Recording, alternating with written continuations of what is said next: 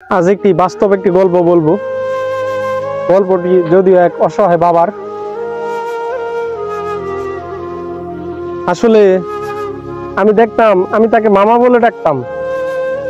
আমি মামাকে প্রায় জিজ্ঞাসা করতাম, মামা কি অবস্থা, ভালো আছেন কিনা। মামাকে বিভিন্ন বিষয় জিজ্ঞাইতাম। তো মামা রাইতে ডিউটি করতো, নাইট ডিউটি করতো। দিনের বেলা দেখতাম ঝালমুড়ি বিক্রি করতো। মামার একটি ছেলে ছিল। তো মামার ছেলেটি পড়ালেখা করতো, অনেক একটু মেধাবী স্টুডেন্ট ছিল। আসলে ঢাকা শহরে স্টুডেন্ট একটু মেধাবী হয়। তো মামা রাইতে ডিউটি করতো, দিনে ঝালমুড়ি বেচতো। আমি বলতাম, মামা আপনি রাইতে ডিউটি করেন, দিনে ঝালমুড়ি বেচেন, তাহলে আপনি ঘুমান কখন? মামা বলতো, বাবা আমার একটি ছেলে আছে, তাকে আমি ঢাকা বিশ্ববিদ্যালয়ে চান্স নেওয়ার জন্য তাকে আমি টাকা পয়সা গুলো জমাইতে হবে। আমি গরিব মানুষ, যদিও কষ্ট করে চলি। আমি বললাম, ঠিক আছে মামা, আপনার চেষ্টা, দোয়া করি যাতে আল্লাহ তাআলা আপনাকে আপনার স্বপ্নগুলো পূরণ করে, বাস্তবায়ন করে। তো মামার এই মাস কয়েকদিন যাওয়ার পরে দেখলাম মামা দুপুর টাইমে আবার আপেল বিক্রি করতেছে। বললাম, মামা রাইতে ডিউটি করেন, আবার ঝালমুড়ি বেচেন, আবার দুপুরের দিকে আপেল বিক্রি করেন, আপনি তাহলে মামা বলেন তো আপনি ঘুমান কখন? মামা বলতেছে, বাবা আমার ছেলেটা ভালো একটা রেজাল্ট করেছে, A+ পেয়েছে। এখন ঢাকা বিশ্ববিদ্যালয়ে ভর্তি পরীক্ষার জন্য তাকে 3 মাস কোচিং করাইতে হবে বা প্রাইভেট পড়াইতে হবে। 30,000 টাকার মতো লাগবে। গরিব মানুষ, জমাইতে কিছু সময় লাগবে। বললাম, ঠিক আছে মামা, আপনার কষ্ট যাতে লাঘব হয়, দোয়া করি। তো ওইভাবে চললো। কিছুদিন পরে দেখা মামার সাথে আমার।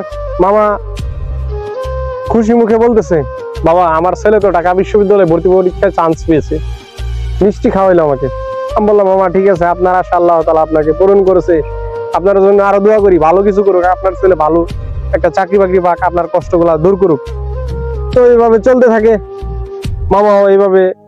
মামা পরে আমার বললো যে আমার ছেলে যখন চাকরি পাবে তখন আমি আর নাইট ডিউটিটা করব না, দিনের বেলা কিছু কাজ করবো, টুকিটাকি কিছু কাজ করব, আর রাইতে ঘুমাবো।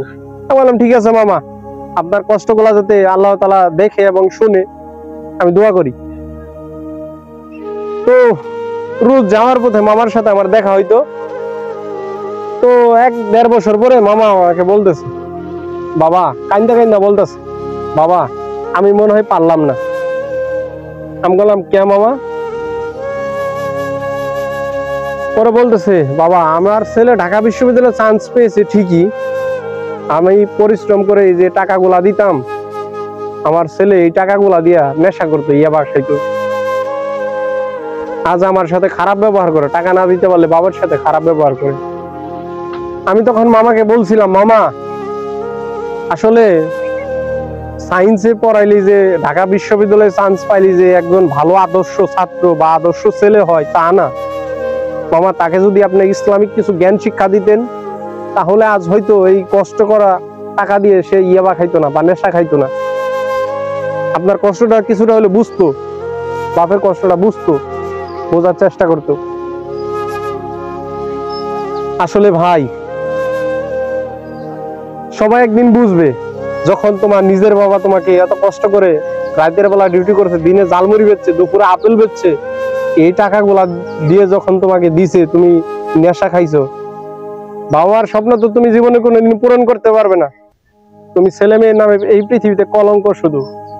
বাবার মনের আশা তুমি পূরণ করতে পারবে না। বাবার একটা কষ্ট, একটা আক্ষেপ, একটা বেদনা, এটা তুমি পূরণ করতে পারবে না, তোমার দ্বারাই সম্ভব না। বাবা চাইলেই সবাই হতে পারে না। বাবা হওয়ার জন্য যোগ্যতা দরকার, যা সবার মাঝে থাকে না। তাই সবাই চাইলে বাবা হতে পারে না। আমি তাদেরকে নিন্দা জানাই, তাদেরকে ধিক্কার জানাই, যেই সব ছেলে বিয়ের পরে হাজার হাজার টাকা বাজার করে খায়, ফুর্তি করে আমোদ করে খায়।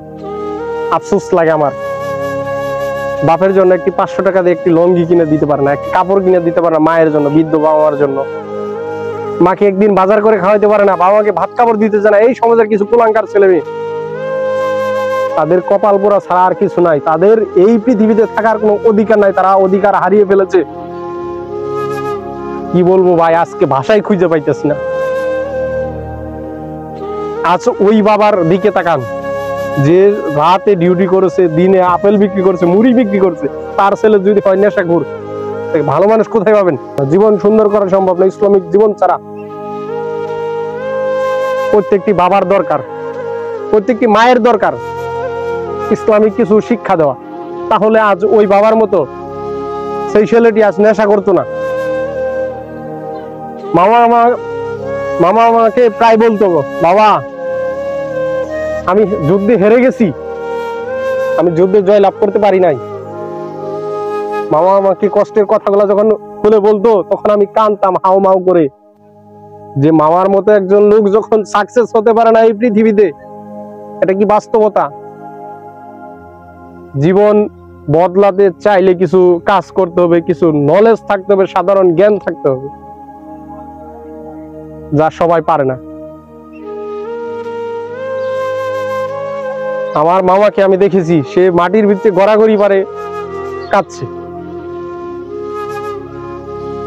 আরে যুবক, কপাল পোড়া যুবক, তুমি যেদিন বুঝবে সেই দিন হয়তো সেই বাবাকে আর খুঁজে পাবে না, সেই দিন সেই মাকে আর পাবে না তুমি। মুরগি যেমন ছোট মুরগির বাচ্চাকে রাইখা যখন ডিম দেয় তখন সেই মুরগির বাচ্চার গুলা আর খেয়াল রাখে না। যেদিন তোমার বাবা মা মারা যাবে এই পৃথিবী ছেড়ে, সেদিন তুমি বুঝবে ঘরটা খালি খালি হয়ে গেছে, বাবা নাই, মা নাই, কাকে ডাক দিবে, কার কাছে যাবে। ভাই, এই সমাজে টাকা থাকলে বাবা মার অভাব হয় না, কিন্তু প্রকৃত বাবা তারাই যারা নিজের জীবন বিসর্জন দিয়ে ছেলে মেয়েদের জন্য কাজ করে, তারা হচ্ছে বাবা, তারা হচ্ছে আদর্শ।